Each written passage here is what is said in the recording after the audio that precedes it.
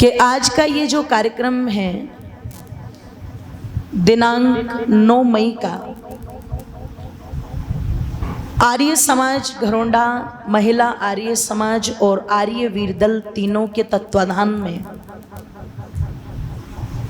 ये आर्य शिरोमणि महाराणा प्रताप के जयंती दिवस के रूप में मनाया जा रहा है,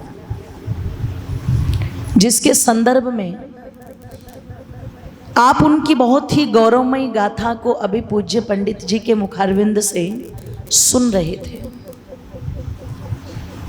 और वास्तव में जब उनके इतिहास को पढ़ते हैं, सुनते हैं, तो कहते हैं कि एक बार को तो मुर्दों में भी जान आ जाती है, रोम रोम व्यक्ति का पुलकित होता है। और ये सोचने पर व्यक्ति विवश हो जाता है कि जहां आज छोटे छोटे स्वार्थों का त्याग मनुष्य कर नहीं पाता, आज छोटी छोटी चीजों के लोभ से हम बच नहीं पाते। ध्यान रखिएगा,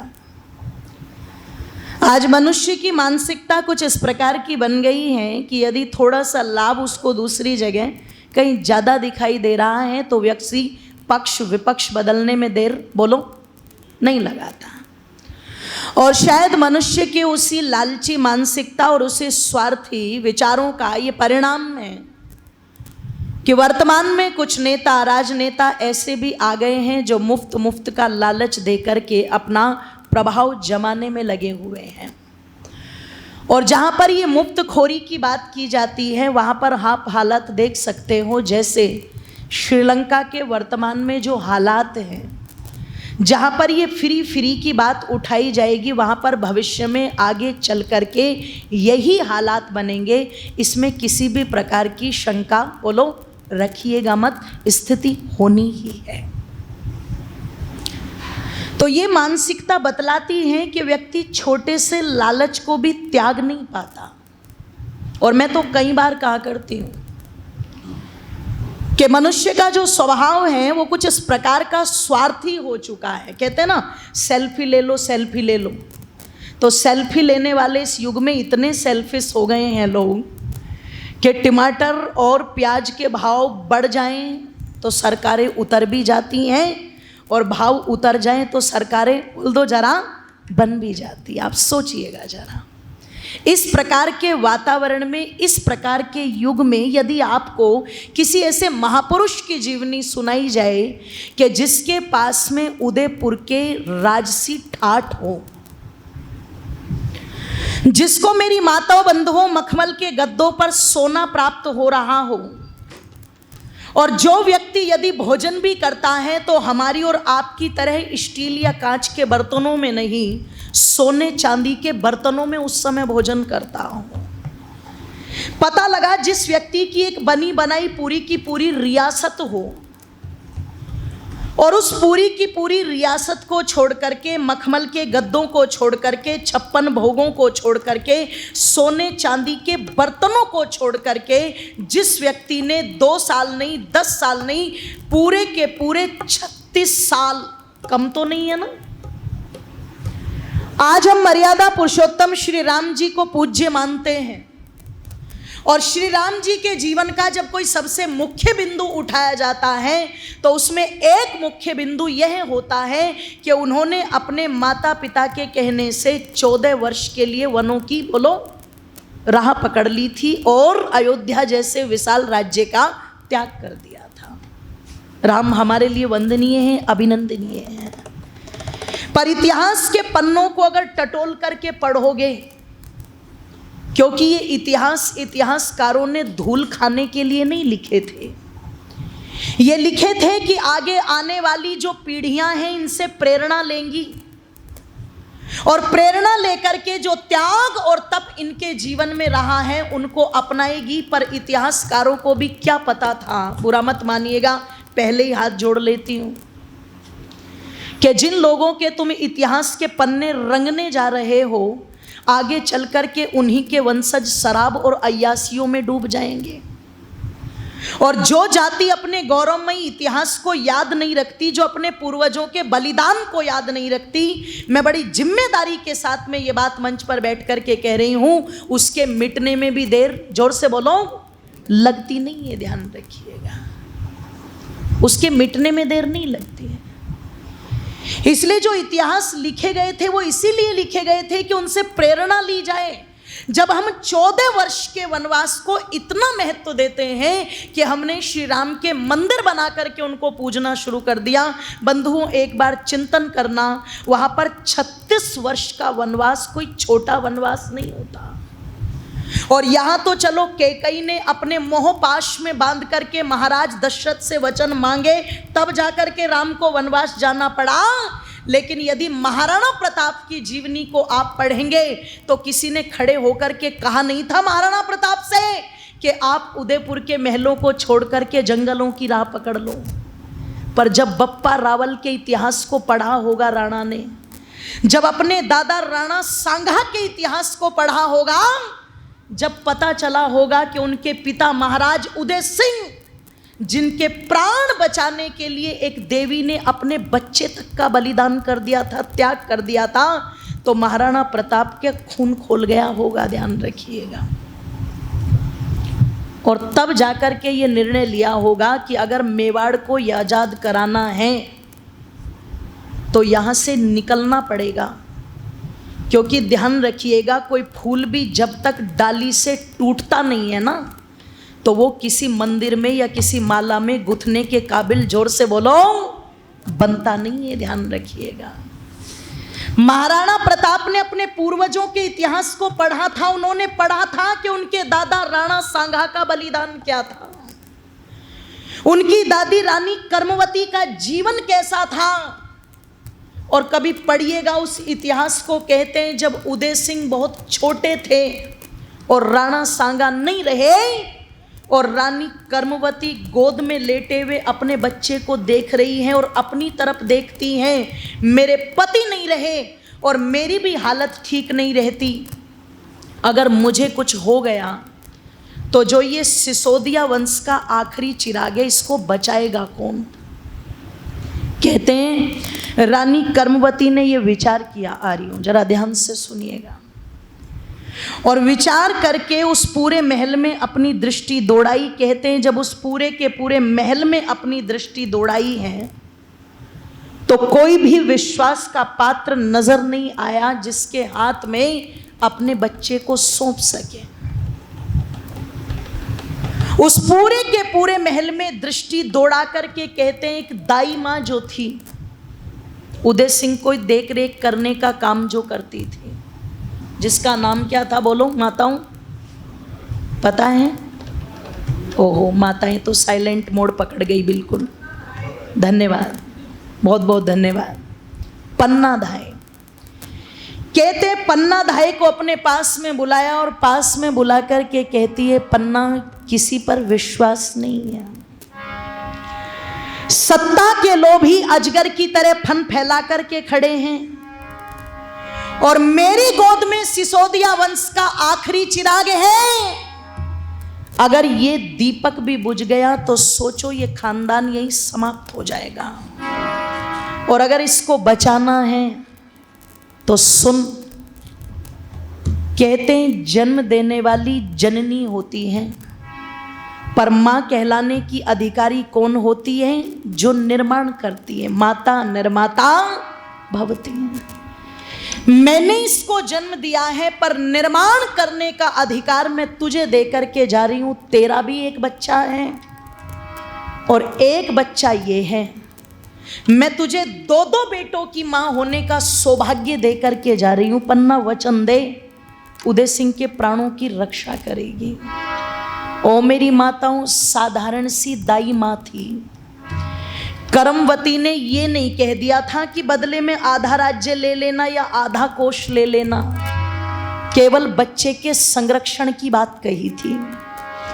पता नहीं क्या सोचकर के उस देवी ने रानी कर्मवती को वचन दे दिया। और कहते हैं कुछ ही समय के पश्चात रानी कर्मवती तो स्वर्ग सिधार गई। सत्ता जो थी वो दासी पुत्र बनवीर के हाथ में आ गई, जो दिन रात एक ही योजना बनाता था, बाप बड़ा ना भैया, और बोलो सबसे बड़ा रुपया। अगर सत्ता आज मेरे हाथ में है और आगे तक अपने हाथ में रखना चाहता हूं, तो इस सत्ता के उत्तराधिकारी उदय सिंह को मुझे मारना होगा। अगर उसे मार दूं तो हमेशा के लिए जायदाद मेरी हो जाएगी।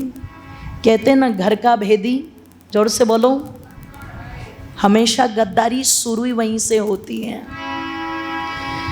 ये विचार बनवीर ने किया और किसी तरह से पन्ना को इसकी भनक लग गई। कहते हैं एक बड़ा सा उत्सव किया जाएगा और उत्सव के बहाने उदय सिंह की हत्या करने का प्रोग्राम बनवीर ने बनाया है। पन्ना को पता लगा, मैं जल्दी जल्दी में अपनी बात को कह रही हूँ।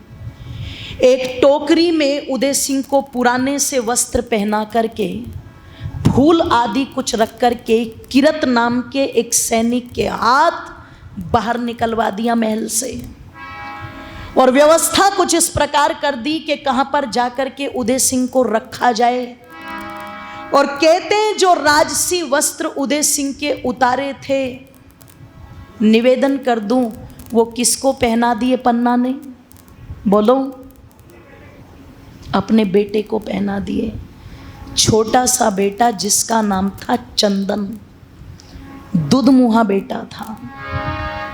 और कहते हैं वो कपड़े पहना करके लिटा दिया पलंग पर। एक तरफ तो उत्सव का शोर शराबा चल रहा है, दूसरी तरफ मौका देख करके बनवीर चमचमाती तलवार हाथ में लेकर के महल में घुसता है। और कहते हैं जब उस महल के अंदर घुसा और पन्ना के सामने आया, ओ मेरी मातो बंधुओं, पन्ना को देख करके पूछता है, पन्ना बता कहाँ है उदय सिंह? जरा विचार करना मेरी माताओं, तुमने बहुत सुना होगा कि इसका बेटा नहीं था या बेटी नहीं थी, इसको बच्चे नहीं हो रहे थे, इसने शानों के चक्कर में आकर के दूसरों के बेटों की गर्दन कटवा दी। कहीं कहीं तो अपनी नंदों के बेटे तक मार डाले कुछ माताओं ने। जो बता रहे थे ना, वो शराब और सिगरेट पिला करके लोगों के भूत तारने का काम कर रही और बिजनेस चलाने का काम कर रही हैं। आपको पता ही ऐसे ऐसे धूर्त समाज में कब पैदा होते हैं? जब उनके सामने भेड़चाल और मूर्खों की लाइन लग जाती है। मैं देख रही थी कि एक तरफ तो उस दुष्टा का विरोध किया जा रहा है और दूसरी तरफ कुछ माताएं बहनें ऐसे आ रही थी उड़ उड़ करके चुड़ैलों की तरह।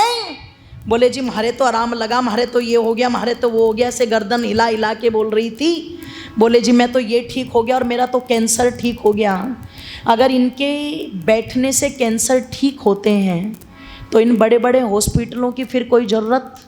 बोलो, फिर तो डॉक्टर धर्मवीर जी को भी हमें कह देना चाहिए कि क्लिनिक कर दो बंद डॉक्टर साहब, और आप भी झाड़ू वाड़ू ही लेके बैठ जाओ बस, फिर तो चंदे वंदे लेकर के। यही होगा कि नहीं होगा? मूर्खों की कोई कमी नहीं है इस भारत देश के अंदर, और इतने मूर्ख लोग हैं जिनके भविष्य तोते बताते और बैल बताते हो। आप सोचो जरा उनसे कहाँ पारावार पड़ेगा। आप चिंतन करो। जहाँ जलेबी समोसे खिला के बिजनेस चलाए जा रहे हो, उन लोगों को कौन समझाएगा? और कहते हैं हमारे सन्यासी कहा करते थे कि भैया सोते को तो जगा दे, पर जो दड़ खींच के पड़ा हुआ हो, बोलो उसे कौन जगाएगा? आप विचार करना। बहुत अंधविश्वास, बहुत पाखंड, अपनी संतानों को पाने के चक्कर में दूसरों के बच्चों को मरवा दिया, ये तो बहुत सुना है। पर किसी दूसरे के बच्चे को बचाने के लिए किसी ने अपने बच्चे की कुर्बानी देने के लिए इशारा किया हो, ये तो केवल और केवल उस त्यागी देवी पन्ना का ही इतिहास आता है। आकर के बनवीर ने पूछा, पलंग की तरफ इशारा कर दिया और चुपचाप खड़ी रह गई। और कवि ने बहुत सुंदर शब्दों में वहां पर लिखा था, क्या? आइए ध्यान से सुनिएगा। कि बस खड़ी रही पत्थर की तरह,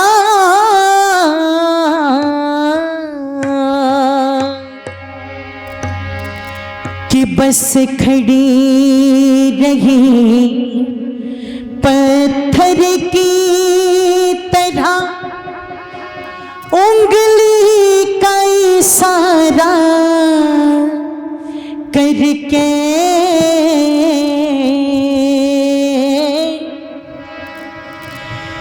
बस अंदर से ममता का प्यार आता था उमड़ उमड़ के,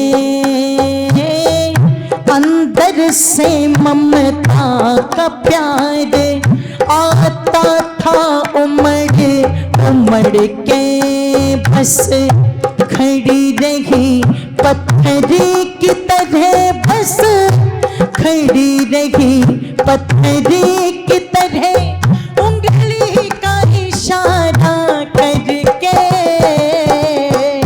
अंदर से ममता का प्यार आता था उमड़ उमड़ के, अंदर से ममता का प्यार आता था उमड़ उमड़ के, अंदर से ममता का प्यार आता था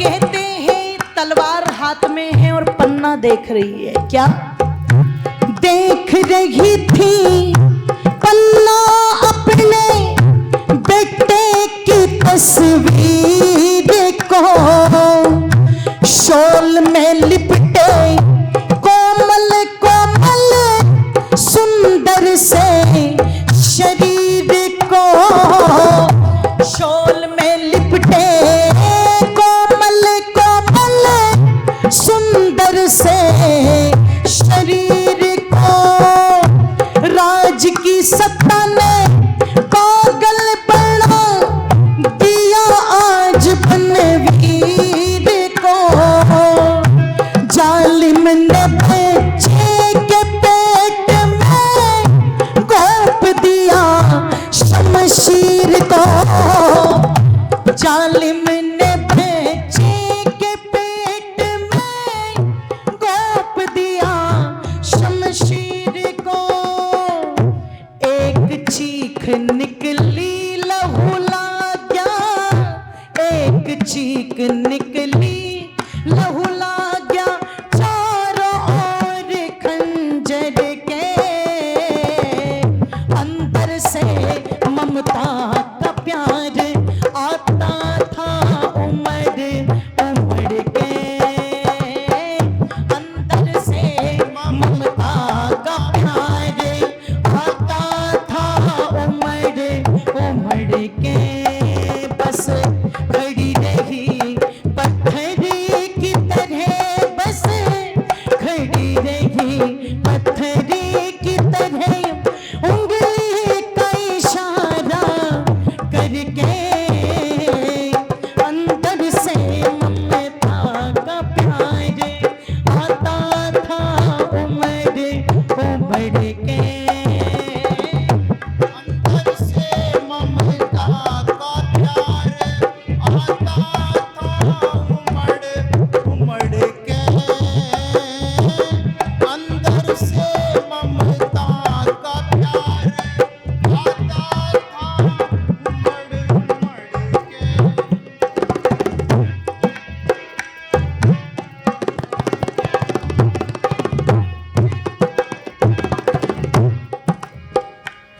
तलवार हाथ में लेकर के खेलने नहीं आया था।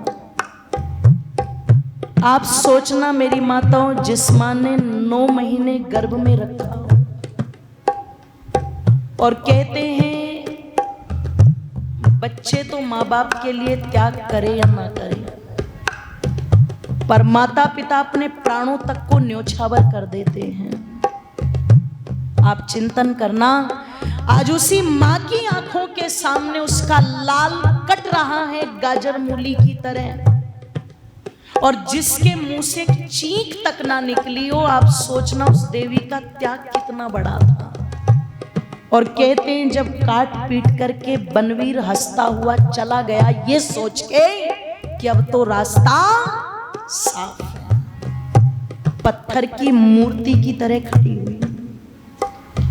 और खड़ी होकर के जब पलंग पर जाकर के देखती है, क्या देखती है? जिस बच्चे को सीने से लगा करके दूध पिलाती थी, जो अपने कोमल कोमल हाथों से कभी बाल खींचता था, कभी कुंडल खींचता था, वो बच्चा पलंग पर है तो सही, पर गर्दन अलग, हाथ अलग, पैर अलग, गाजर मूली की तरह कटा हुआ पड़ा है बच्चा। हाथ लगाया कटे हुए टुकड़ों को तो कलेजा हाथ में आया होगा पन्ना का। पर कवि लिखता है वहां भी,